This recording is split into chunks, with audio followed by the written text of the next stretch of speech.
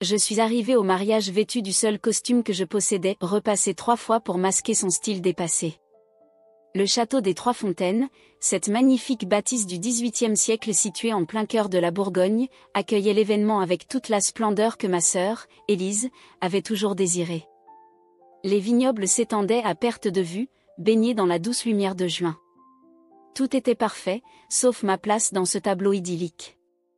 Je ne m'attendais pas à un accueil chaleureux, mais je n'imaginais certainement pas être conduit à une chaise cachée derrière une épaisse colonne de pierre, juste à côté des portes battantes de la cuisine et d'une rangée de poubelles nauséabondes. Ce n'était pas seulement l'emplacement, c'était le message. Je devais rester invisible. Je me suis assis silencieusement, serrant contre moi le cadeau soigneusement emballé, observant la célébration se dérouler sans moi. Les invités, pour la plupart des amis fortunés de son mari François, un avocat parisien reconnu, dégustaient du champagne millésimé et des amuse-bouches préparées par un chef étoilé. Leur rire résonnait dans la salle, créant une mélodie à laquelle je n'appartenais pas. Tante Mathilde, la seule qui avait remarqué mon arrivée, m'avait adressé un sourire compatissant avant d'être entraînée par son mari vers la terrasse. Les autres membres de notre famille, peu nombreux à vrai dire, étaient dispersés parmi les tables d'honneur, loin de mon coin d'ombre. Lorsque ma sœur est passée près de moi dans sa robe signée par un grand couturier français, radieuse et entourée d'amis, elle m'a jeté un regard et a ricané. « Cette place te convient parfaitement, Thomas, a-t-elle dit, riant assez fort pour que d'autres l'entendent. Quelques gloussements ont suivi. J'ai forcé un sourire, mais ma poitrine s'est serrée. Des années de fierté ravalée et de piques subtiles me sont revenues en un instant.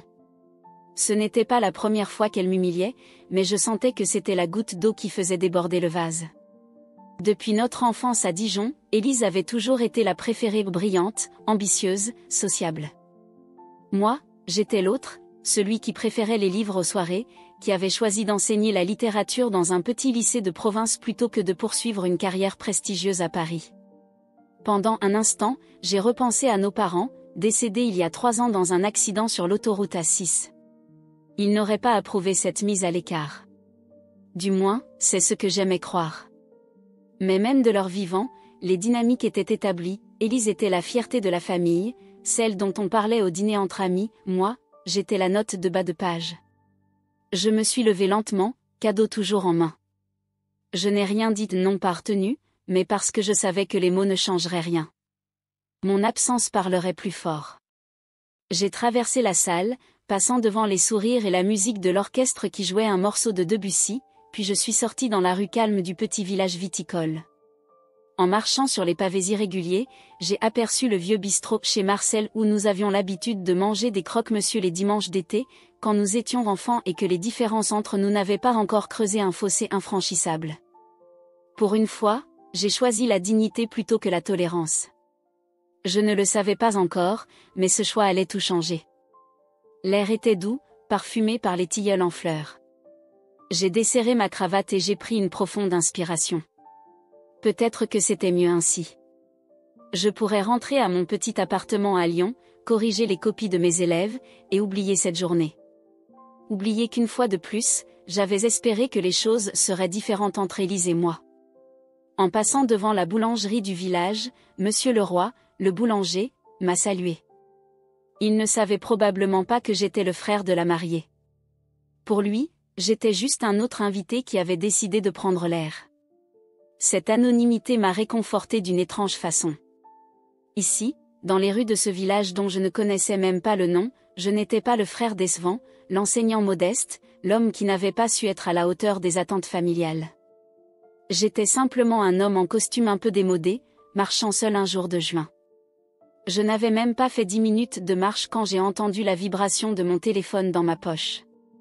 Je l'ai ignoré d'abord, pensant qu'il s'agissait d'une notification quelconque. Mais la vibration a persisté, encore et encore, jusqu'à ce que je sorte l'appareil. 5 appels manqués. Tous d'elle. Ma sœur. Celle-là même qui m'avait ridiculisé quelques minutes auparavant. J'ai fixé l'écran, perplexe, assis sur un banc de pierre près de la fontaine de la place du village. Les gouttes d'eau scintillaient dans la lumière dorée du soleil couchant, projetant des reflets dansants sur le pavé usé. Que pouvait-elle bien vouloir ? Une autre insulte ? Des excuses masquées de sarcasme? Un groupe d'enfants jouait à la marelle non loin, leurs rires insouciants contrastant avec mon trouble intérieur. Puis est venu le 6e appel. J'ai répondu, sans dire un mot. À l'autre bout, j'ai entendu sa voix, tremblante, désespérée, et rien à voir avec la femme qui venait de me ridiculiser. « S'il te plaît, reviens » a-t-elle supplié. « S'il te plaît, j'ai besoin de toi, quelque chose ne va pas. Je n'arrive pas à respirer correctement. Je me sens étourdie. Je crois que quelque chose m'arrive. » Je me suis figée. Ce n'était pas une farce. Je la connaissais suffisamment pour reconnaître quand sa peur était réelle. Sans réfléchir, j'ai fait demi-tour et j'ai couru, le cœur battant, les pensées tourbillonnant dans ma tête. Que pouvait-il lui arriver? Pourquoi maintenant? Et pourquoi étais-je la première personne qu'elle avait appelée? En courant, j'ai bousculé Madame Dubois, la fleuriste qui avait fourni les arrangements pour le mariage. Elle m'a regardé avec étonnement, ses bras chargés de pivoine rose qui n'avaient pas été utilisés. « Pardon » ai-je marmonné sans m'arrêter. Le soleil commençait à se coucher derrière les collines couvertes de vignes, teintant le ciel de nuances d'orange et de rose. Dans d'autres circonstances, j'aurais peut-être pris le temps d'admirer cette beauté, mais à cet instant, mon esprit était entièrement focalisé sur Élise. Nos disputes, nos différences, tout cela semblait soudain si futile. Malgré toutes ces remarques blessantes au fil des ans, malgré la façon dont elle m'avait écarté de sa vie, la simple idée qu'elle puisse être en danger suffisait à me faire oublier toute rancœur. C'était un sentiment étrange, cette inquiétude viscérale pour quelqu'un qui avait à peine reconnu mon existence ces dernières années. Je suis passée devant la vieille église Saint-Jean où, enfant, nous avions assisté aux messes dominicales avec notre grand-mère Hélène. Elle nous achetait toujours des pains au chocolat après l'office, nous faisant promettre de ne rien dire à nos parents. Ces souvenirs, enfouis sous des couches de ressentiment, remontaient maintenant à la surface comme des bulles d'air longtemps retenues. En approchant du château, j'ai remarqué que quelque chose n'allait pas. La musique s'était arrêtée. Au lieu des airs joyeux de l'orchestre, on entendait un bourdonnement confus de voix inquiètes. Un serveur est sorti en courant, son téléphone à l'oreille, parlant frénétiquement. « Oui, au château des Trois Fontaines, à Saint-Émilion. »« Oui, c'est urgent. »« Une femme. »« La mariée. »« Non, je ne sais pas exactement. »« Elle s'est effondrée. »« Oui, nous attendons. » Il m'a à peine remarqué quand je l'ai dépassé pour entrer dans la cour. C'était le chaos. Des invités se tenaient en groupe, chuchotant nerveusement, certains ouvertement en larmes. J'ai aperçu François, le mari d'Élise, pâle comme un linge, en grande conversation avec ce qui semblait être le médecin d'un des invités.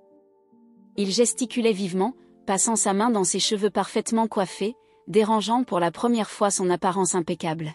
« Où est-elle » ai-je demandé à une serveuse qui passait avec un verre d'eau. Elle a pointé vers l'intérieur de la salle principale. « Là-bas, près de l'autel » a-t-elle répondu, sa voix trahissant son inquiétude. « Les secours sont en route. » J'ai poussé les lourdes portes en chêne, mon cœur battant si fort que je pouvais l'entendre résonner dans mes oreilles. La salle qui, quelques minutes plus tôt, résonnait de joie et de célébration, était maintenant plongée dans une atmosphère lourde d'inquiétude. L'élégant décor, les fleurs exquises, les rubans de soie, tout cela semblait maintenant déplacé, comme les accessoires abandonnés d'une pièce de théâtre interrompue. Au fond de la salle, près de l'endroit où ils avaient échangé leurs vœux à peine 2 heures auparavant, un cercle s'était formé autour de quelqu'un allongé au sol. Je savais que c'était elle avant même de la voir. Quelque chose dans mon âme le savait. Je me suis avancée, ignorant les regards curieux qui se tournaient vers moi.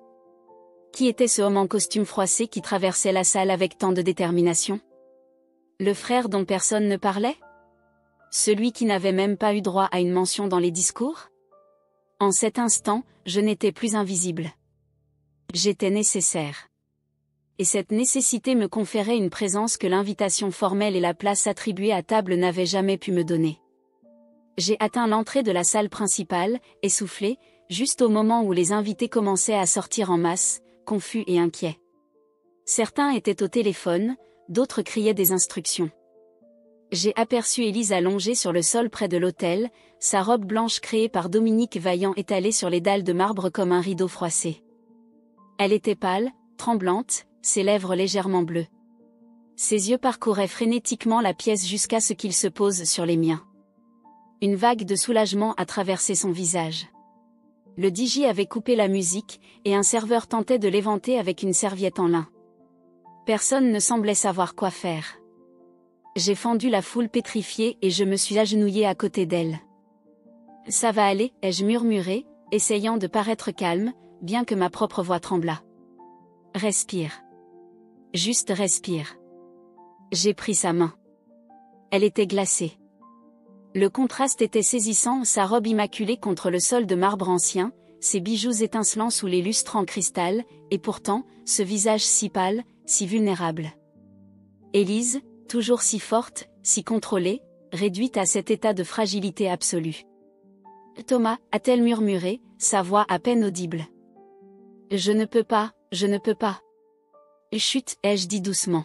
« Ne parle pas, concentre-toi sur ta respiration.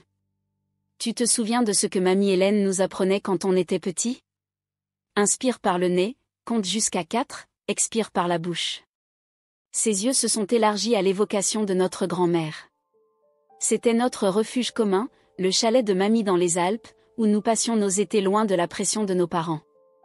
Là-bas, nous n'étions pas différents, juste deux enfants qui couraient dans les prés alpins, qui cueillaient des myrtilles et qui écoutaient les histoires de mamie près du feu quand l'orage grondait.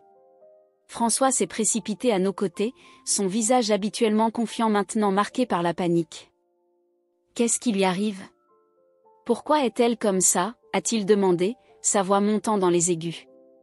Il n'avait jamais vu Élise autrement que parfaite, maîtrisant chaque situation. « Je pense que c'est une crise d'anxiété » ai-je répondu calmement, sans quitter ma sœur des yeux. Elle en a déjà eu quand elle était plus jeune. François m'a regardé avec surprise. Elle ne m'a jamais parlé de ça. Bien sûr qu'elle ne l'avait pas fait. Élise avait passé sa vie adulte à construire une image de perfection inébranlable. Admettre une faiblesse aurait fissuré ce vernis soigneusement entretenu. Une ambulance avait été appelée, mais les minutes semblaient interminables. Je suis restée à ses côtés, guidant sa respiration, lui rappelant les exercices d'ancrage que nous utilisions enfant quand son anxiété s'enflammait. Personne d'autre ne connaissait ces détails. Personne d'autre n'avait prêté attention toutes ces années. « Souviens-toi du ruisseau derrière le chalet de mamie » ai-je murmuré. L'eau était toujours si froide, même en août. Tu te souviens comment on y trempait nos pieds après les longues randonnées? Comment on comptait jusqu'à 10 avant que nos orteils ne deviennent complètement engourdis? Un faible sourire a traversé son visage pâle. Et mamie qui nous préparait du chocolat chaud, même s'il faisait 30 degrés dehors, a-t-elle chuchoté entre deux respirations laborieuses. Exactement, ai-je encouragé. Avec de la vraie cannelle qu'elle râpait elle-même. Autour de nous, les invités s'étaient regroupés, observant cette scène intime avec une curiosité mal dissimulée.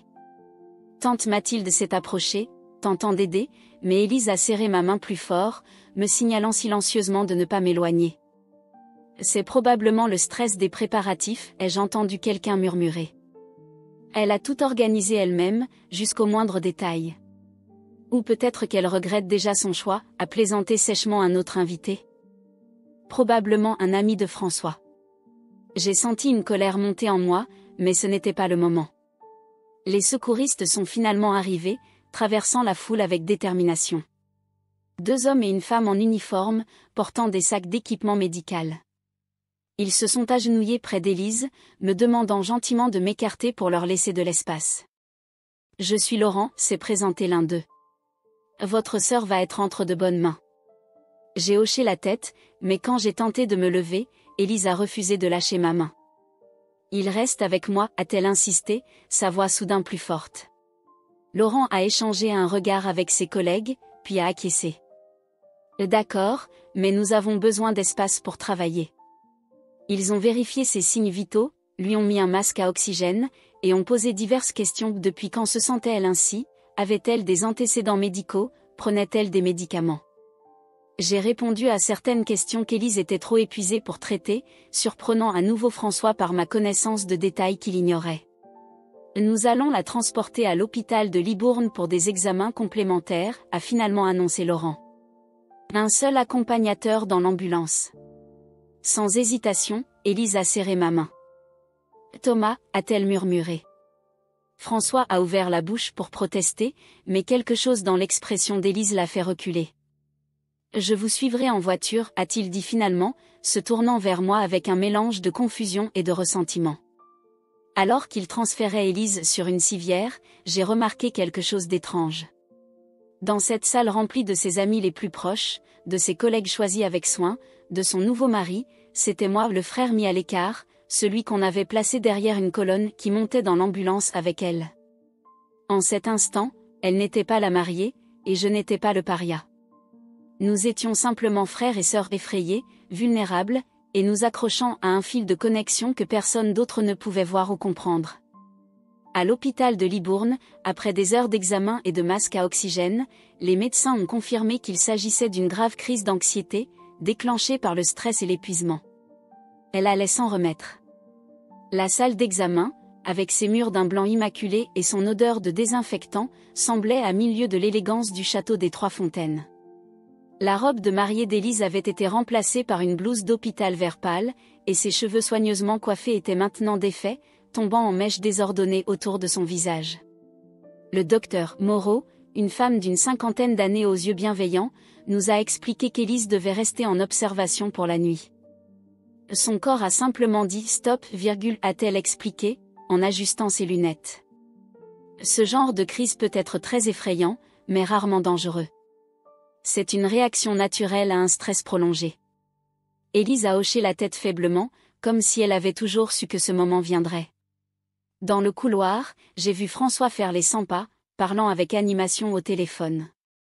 Il gérait la situation comme une crise professionnelle, informant les invités, réorganisant, prenant le contrôle. C'était sa façon de faire face, je suppose. Quand Élise a été installée dans une chambre privée, privilège d'avoir une assurance haut de gamme, nous nous sommes retrouvés seuls pour la première fois depuis des années. Elle était allongée sur le lit, les yeux encore rouges. Je croyais que j'allais mourir, a-t-elle dit doucement. Et la seule personne que je voulais à mes côtés, c'était toi.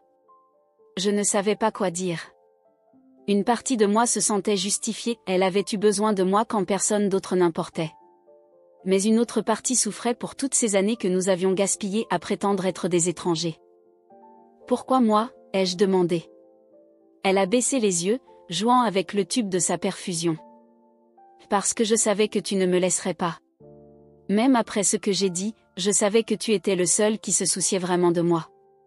Ces mots m'ont frappé comme une vague lente. J'avais toujours tenu à elle, malgré son arrogance, sa cruauté, même son indifférence. Je tenais à elle parce que, malgré tout, elle restait ma sœur. Et peut-être que, au fond, elle l'avait toujours su. Et tu te souviens de la fois où j'ai cassé le vase de maman, a-t-elle demandé soudainement. Celui qu'elle avait rapporté de Venise? J'ai souri malgré moi. Tu as dit que c'était moi qui l'avais fait. J'ai été privée de sortie pendant un mois. J'avais tellement peur de la décevoir, a-t-elle murmuré. Toi, tu étais déjà le déception de la famille aux yeux de papa. Un de plus ou de moins, qu'est-ce que ça changeait? Ces mots auraient dû me blesser, mais étrangement, ils ne faisaient que confirmer ce que j'avais toujours ressenti. Notre père, le brillant ingénieur Claude Dufresne, avait toujours eu des attentes précises pour ses enfants. Élise les avait remplies. Moi pas, tu n'as jamais été une déception pour moi, a-t-elle ajouté doucement. J'étais jalouse. Jalouse? De quoi? J'ai presque ri. Qu'est-ce que le petit professeur de lycée avec la grande avocate d'affaires pouvait envier? De ta liberté. De ton courage à être simplement, toi. Elle a détourné le regard vers la fenêtre, où la nuit était maintenant tombée.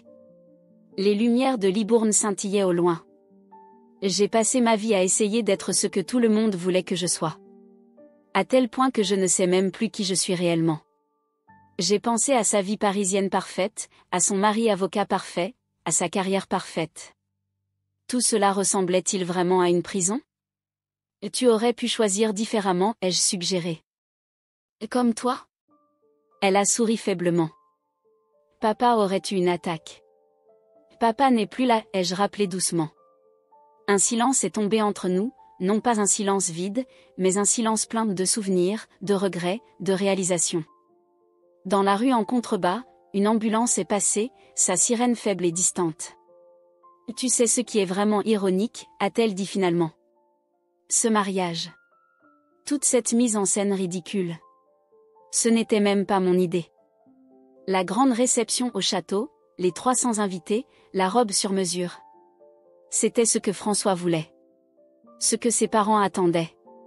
Ce que mes collègues trouveraient impressionnant. Elle a fait un geste englobant sa situation actuelle.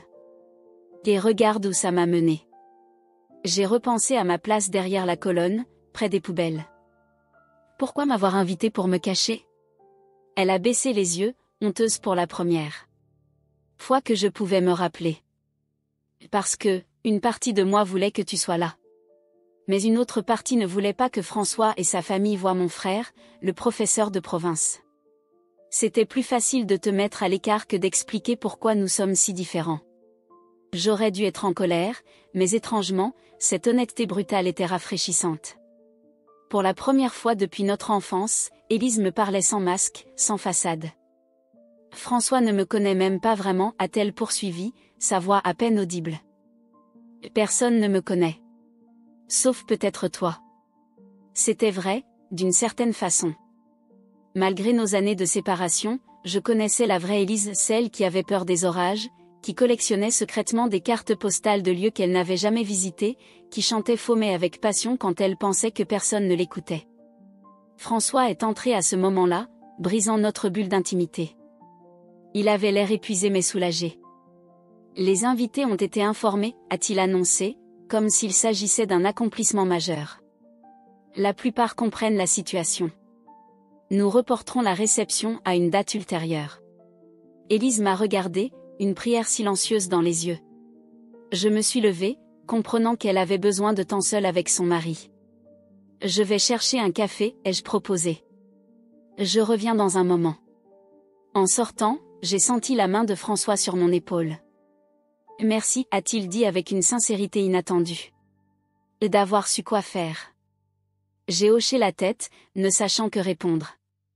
Dans le couloir de l'hôpital, entre les néons blafards et l'odeur de café insipide, je me suis rendu compte que quelque chose avait changé.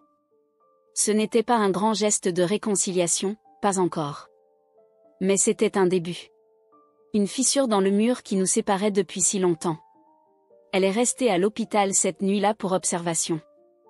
Je suis restée à son chevet, installée dans un fauteuil inconfortable en simili-cuir, observant la lente montée et descente de sa poitrine, me rappelant l'époque où nous partagions des lits superposés dans notre appartement du quartier de la Croix-Rousse à Lyon. Nous chuchotions des secrets dans l'obscurité et planifions notre évasion d'une maison qui ne s'était jamais vraiment sentie comme un foyer. Quelque part en chemin, la vie nous avait divisés en rôles bien définis, elle, l'enfant prodige, moi, l'ombre. Le bip régulier des machines rompait le silence de la chambre d'hôpital. Par la fenêtre, je pouvais voir les lumières de Libourne s'éteindre une à une alors que la nuit avançait. François était parti vers minuit, après avoir longuement hésité. Les parents d'Élise sont décédés, n'est-ce pas, avait-il demandé avant de partir, comme s'il venait seulement de réaliser ce fait. Elle n'a que toi. C'était étrange de penser qu'il connaissait si peu de la vie d'Élise avant lui. Ou peut-être qu'elle lui avait raconté une version édulcorée, où les tensions familiales et les rivalités fraternelles avaient été soigneusement effacées. Vers 3 heures du matin, Élise s'est réveillée en sursaut. Pendant un instant, elle a semblé désorientée, puis son regard s'est posé sur moi et elle s'est détendue. « Tu es resté » a-t-elle murmuré. « Bien sûr. » Un silence confortable s'est installé entre nous. Dans le couloir, une infirmière passait, ses chaussures couinant légèrement sur le sol en linoléum. « Je suis désolée » a-t-elle murmuré, à peine audible. Pour la colonne. Pour la blague. Pour tout. Ce n'était pas dramatique, ni bruyant, c'était fragile, presque hésitant. Mais c'était sincère. J'ai hoché la tête. Je sais, ai-je répondu. Mais des excuses ne peuvent pas tout effacer. Elle n'a pas argumenté. Au lieu de cela, elle a tendu la main et a serré la mienne. Et dans ce silence, quelque chose a changé. Pas le pardon, pas entièrement. Mais un commencement. Un nouveau chapitre construit sur la vérité, non sur les apparences. Et tu te souviens du jardin de mamie Hélène à Annecy, a-t-elle demandé soudainement. Les framboisiers au fond, près du petit muret en pierre? J'ai souri. Et le banc sous le vieux cerisier. On s'asseyait là pendant des heures, toi avec tes livres, moi avec mes carnets de croquis. Je les ai encore, a-t-elle dit doucement. Tes dessins. Ceux que tu me donnais. Cette révélation m'a surpris. Je pensais qu'elle avait effacé toute trace de notre enfance commune, comme si ses souvenirs étaient incompatibles avec la femme qu'elle était devenue. Ils sont dans une boîte dans mon appartement parisien. Avec les lettres que tu m'envoyais quand j'étais en prépa à Henri IV. Elle a hésité. Je les relis parfois. Quand Paris devient trop. Paris. J'ai repensé à ces lettres, écrites avec tant de soin depuis ma chambre d'étudiant à Lyon. Des lettres pleines d'anecdotes sur mes cours de littérature, mes promenades le long des berges du Rhône, les films que j'avais vus au cinéma Le Comédia. Des lettres auxquelles elle répondait rarement, et toujours brièvement. Je pensais que tu les jetais, ai-je admis. Non, a-t-elle souri faiblement. Elles étaient comme une fenêtre sur une vie alternative. Une vie où les choses auraient été différentes. J'ai réfléchi à cette idée. Une vie où Élise aurait peut-être choisi la liberté plutôt que les attentes. Où nous serions restés proches, malgré nos différences. Tu crois que papa serait fier de nous, a-t-elle demandé, fixant le plafond. J'ai considéré la question avec soin. Notre père, Claude Dufresne, ingénieur respecté chez Renault, homme aux principes rigides et aux ambitions calculées. Je pense qu'il serait fier de toi, ai-je répondu honnêtement. De moi, je ne sais pas. Tu te trompes, a-t-elle dit avec une conviction surprenante. La dernière fois que je l'ai vu, avant l'accident sur la 6. Il m'a parlé de toi. Mon cœur s'est serré. J'avais évité notre père les derniers mois de sa vie, fatigué de ses regards désapprobateurs et de ses questions non pas sur mon bonheur, mais sur mes perspectives d'avancement. Il a dit qu'il t'enviait, a poursuivi Élise. Pas avec ces mots exactement. Tu connais papa. Mais il a dit que tu avais eu le courage de vivre selon tes propres termes. Que c'était une forme de force qu'il n'avait jamais possédée. J'ai senti une émotion inattendue me submerger. Toutes ces années à essayer de gagner son approbation, et peut-être que, d'une certaine façon, je l'avais eu sans le savoir. Pourquoi ne me l'as-tu jamais dit, ai-je demandé, ma voix légèrement tremblante. Elle a haussé les épaules, un geste qui semblait étrangement vulnérable dans sa blouse d'hôpital. Parce que j'étais jalouse. Parce que j'étais en colère que tu aies eu ce que je n'avais pas la capacité de décevoir. Sans t'effondrer. Dans le silence qui a suivi, j'ai repensé à notre enfance, à nos parents, à notre mère, Isabelle, toujours élégante et distante, plus préoccupée par son image dans la société lyonnaise que par les besoins émotionnels de ses enfants, notre père, brillant mais rigide, incapable d'exprimer l'affection autrement que par des attentes toujours plus élevées. Nous n'avons pas eu la vie la plus facile, n'est-ce pas, ai-je dit finalement. Non, a répondu Élise. Mais nous sommes toujours là. À l'extérieur, l'aube commençait à pointer, teintant le ciel d'un bleu pâle. Le monde continuait de tourner, indifférent à nos petites réconciliations, à nos grandes révélations. Qu'est-ce que tu vas faire maintenant, ai-je demandé. Avec François, je veux dire. Elle a soupiré, un son lourd de fatigue et de résignation. Je ne sais pas. C'est un homme bien, à sa façon. Il se soucie de moi, même s'il ne me comprend pas toujours. Est-ce que c'est suffisant? Elle m'a regardé, ses yeux reflétant une sagesse nouvellement acquise. Est-ce que quelque chose l'est jamais vraiment? J'ai pensé à ma propre vie à Lyon, mon petit appartement dans le vieux Lyon, mes élèves au lycée Ampère, mes promenades solitaires dans le parc de la Tête d'Or. Une vie simple, mais authentique. Parfois, ai-je répondu. Quand c'est vrai. Un médecin est entré pour vérifier ses constantes, nous interrompant. Il a noté quelque chose sur son dossier, ajusté sa perfusion, et nous a informé qu'Élise pourrait probablement sortir dans l'après-midi. Quand nous nous sommes retrouvés seuls à nouveau, Élise a semblé pensive. Tu sais ce qui est étrange, a-t-elle dit. Hier, j'étais censée partir pour les Maldives. Lune de miel de luxe, tout compris. Et maintenant, la seule chose que je veux vraiment faire, c'est aller au chalet de mamie. Juste m'asseoir sur ce vieux banc sous le cerisier et respirer. J'ai souri. Le chalet est toujours là. Personne ne l'a vendu après sa mort. Tu y vas encore? Chaque été. Pendant les vacances scolaires. Ses yeux se sont éclairés. Tu crois que je pourrais venir? Cet été? Cette simple question contenait tant de choses, une olive branche, une demande de rédemption, un désir de retourner à un temps plus simple. J'ai hésité, non par rancune, mais parce que je voulais être sûre de ma réponse. Le toit fuit quand il pleut fort, ai-je prévenu. Et la plomberie est capricieuse. Ça me semble parfait, a-t-elle répondu avec un petit sourire. Ce n'était pas un grand geste dramatique, pas une promesse d'amitié éternelle retrouvée. C'était quelque chose de plus petit, mais peut-être de plus significatif, une possibilité. Un chemin qui pourrait être emprunté, si nous étions tous deux assez courageux pour faire le premier pas. L'infirmière est revenue avec un plateau de petit déjeuner, du café tiède, un croissant industriel, un yaourt. Élise a fait une grimace qui m'a rappelé notre enfance. Je donnerais n'importe quoi pour un vrai café de chez Pierre, a-t-elle dit, faisant référence à notre café préféré sur la place Bellecour à Lyon. Je t'en apporterai un quand je reviendrai, ai-je promis en me levant. J'avais besoin de me dégourdir les jambes, de respirer l'air frais du matin, de digérer tout ce qui s'était passé. Tu reviendras, a-t-elle demandé, une trace d'insécurité dans sa voix. Bien sûr, ai-je répondu. Je reviendrai toujours. Avant de partir, j'ai posé le cadeau non ouvert sur sa table de chevet. C'était un cadre photo que j'avais fabriqué moi-même, un collage de photos d'enfance, rempli de moments d'avant que le ressentiment ne prenne racine. Elle l'a regardé, a touché le verre, et a souri à travers ses larmes. C'est ça le vrai cadeau, a-t-elle dit.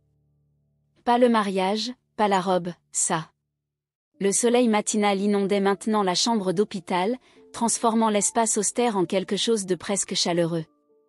J'avais promis de revenir avec un café de la boulangerie Maison Bertrand que j'avais repéré près de l'hôpital, et peut-être quelques pains au chocolat encore chauds.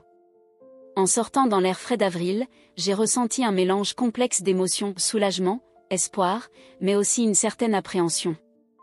Les relations brisées puis recousues ne sont jamais tout à fait les mêmes.